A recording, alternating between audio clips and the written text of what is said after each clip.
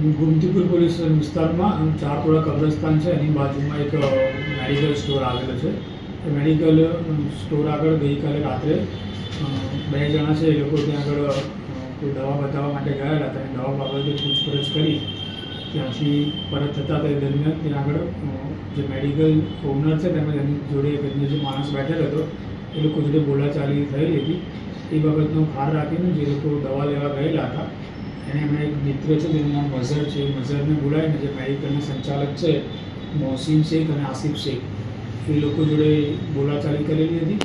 અને ત્યાં આગળ જે મેડિકલના ઓનર છે મોહસિન શેખ અને આસિફ શેખ તેમનો એક મિત્ર જે છે સોહિલ અંસારી, એ લોકોએ એમાંથી મોહસિન અને સોહિલે જે મરણ જનાર છે એને ચપ્પુ મારેલું હતું, જેના આધારે જે મરણ જનાર છે એના સંબંધીની ફરિયાદ લઈને મર્ડરનો ગુનો દાખલ કરવામાં આવેલો છે ને એમાંથી 2 આરોપી આસિફ શેખ અને સોહિલ અંસારી બંનેની પોલીસ દ્વારા અટક કરવામાં આવેલી છે. સર, આજે દવા લેવા ગયા હતા તે નશાકારક દવા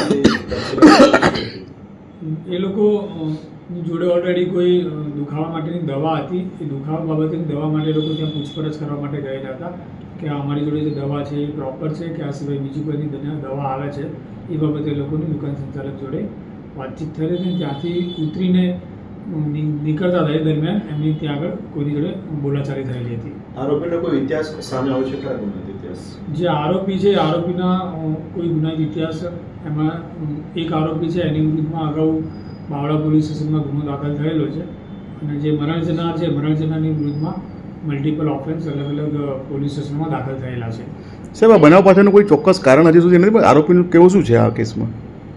જે બનાવ પાછળનું કારણ એ છે કે આ લોકો જ્યાં દુકાનમાં દવા બતાવવા માટે ગયેલા હતા અને ત્યારબાદ ત્યાંથી રિટર્ન ફરતી વખતે એ લોકોને બોલાચાલી થયેલી હતી અને ત્યારબાદ એનો ખાર રાખીને એ લોકોએ એમના મિત્ર જે મઝહર છે મઝહરને બોલાવેલો હતો. એ દરમિયાન જે દુકાનના સંચાલક છે તેમનો એક મિત્ર જે છે ત્યાં આગળ બેઠેલો હતો, એટલે દુકાનના 2 સંચાલક અને મિત્રે થઈને મઝહરને ચપ્પુના ઘા મારેલા હતા. સર, કોઈ જુની અદાવત હતી ખરા આ લોકો વચ્ચે કે? અત્યાર સુધીની અમારી બંને તરફની પૂછપરછ સુધીમાં હાલ કોઈ લોકોની જૂની અદાવત હોય એવું કોઈ ધ્યાનમાં આવેલ નથી. ગઈકાલે જે રાત્રે દુકાન આગળ માથાકૂટ થઈ એના કારણે જ બનાવ બનેલો હોવાનું જાણવા મળે છે.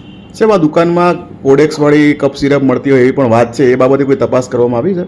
અવારનવાર અમારી જે ગોમતીપુર સ્ટાફની ટીમ છે આ દુકાનમાં ચેક કરતી હોય છે અને ગઈકાલે પણ આ બનાવ બન્યા પણ બાદ બી અમે ચેક કરેલું હતું. એવી કોઈ કફ સિરપ કે એવી કોઈ દવા નશાકારક એ દુકાનમાંથી મળી આવેલ નથી ને એ સિવાય અગાઉ બી અવારનવાર અમારી ટીમ એ દુકાન ચેક કરતી આવે છે.